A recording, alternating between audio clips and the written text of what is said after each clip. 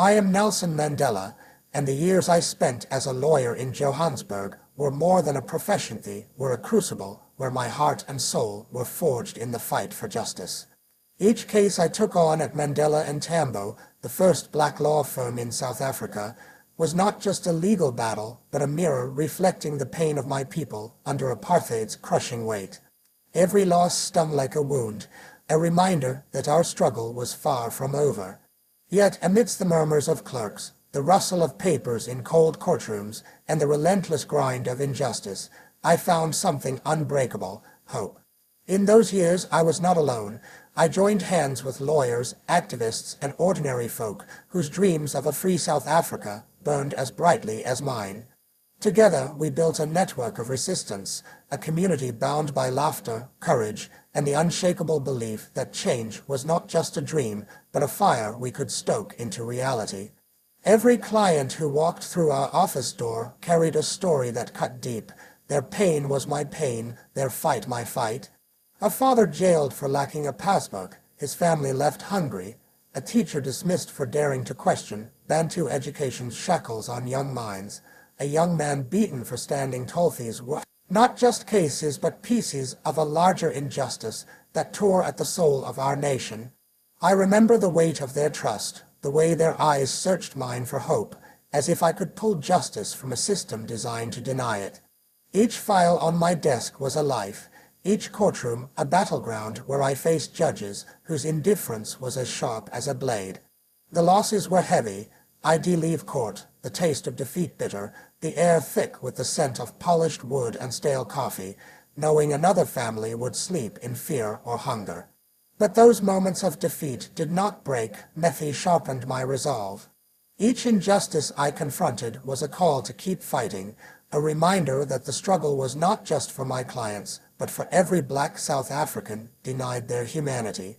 It was personal, a fire in my chest that burned hotter with every case, urging me to press on, to find new ways to challenge the system. Hope came not just from within, but from the people I met along the way.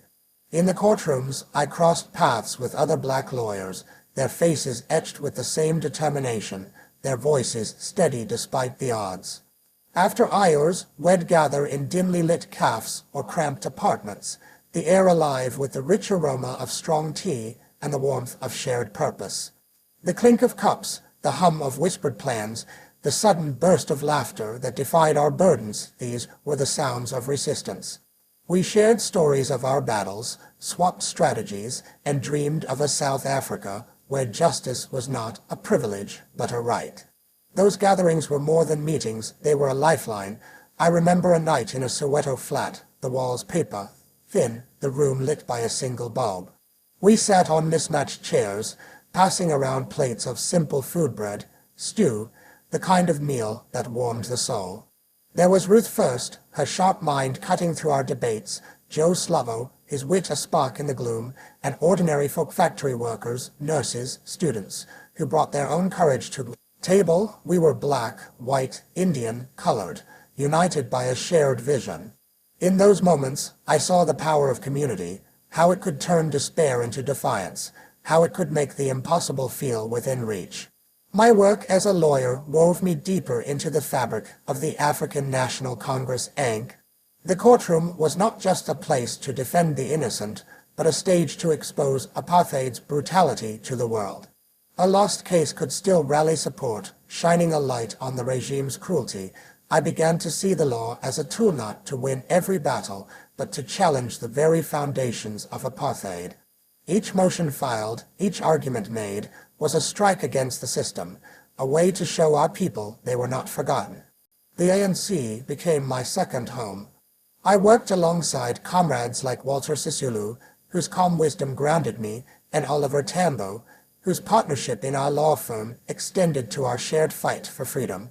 We organized rallies, planned the Defiance Campaign of 1952, and built networks that stretched across townships and cities. The law taught me strategy, how to anticipate the regime's moves, how to turn their own rules against them. It taught me patience, the slow grind of persistence in a fight that demanded everything. But it also taught me the power of small victories, a client's grateful smile as we delayed an eviction, a judge's reluctant nod when our argument hit home, a law bent ever so slightly toward justice. The days were long, the nights longer. I did pore over legal documents by lamplight, the endless paperwork, a mountain that never seemed to shrink. There were quiet moments of doubt when the odds loomed like giants. Would we ever win? Could we truly change a system so entrenched? Yet in those moments, I did think of my clients, their courage, a beacon. A woman who thanked me despite losing her home, her eyes still fierce with hope. A worker who shook my hand after a lost case, saying, "Well, keep fighting, Madiba." Those moments were my fuel, proof that the struggle was alive in every heart that refused to break. The work was exhausting, but it was also exhilarating. Every case was a chance to chip away at apartheid's walls, every client a reminder of why I fought. I learned to balance rage with reason, to channel my anger into arguments that rang clear in those cold courtrooms. I learned that the struggle was not just mine, but ours, a collective fire that burned brighter because we stood together. Those years as a lawyer shaped me for the trials ahead. They taught me that justice is not won in a single leap, but in the steady march of countless steps. They showed me the strength of community, how a shared dream can outlast any oppression. When I faced imprisonment in 1962, I carried these lessons with me: the pain of my people, the power of unity, the necessity of persistence. Our little office in Johannesburg, with its creaking floors and defiant spirit, was a spark that lit a greater fire that would burn until South Africa was free. To you who hear this story, let it stir your soul. The fight for justice is both personal and collective, a burden and a privilege. Find your comrades, share your stories, and build your own network of hope. No matter how dark the road, know that every step you take together brings the dawn closer.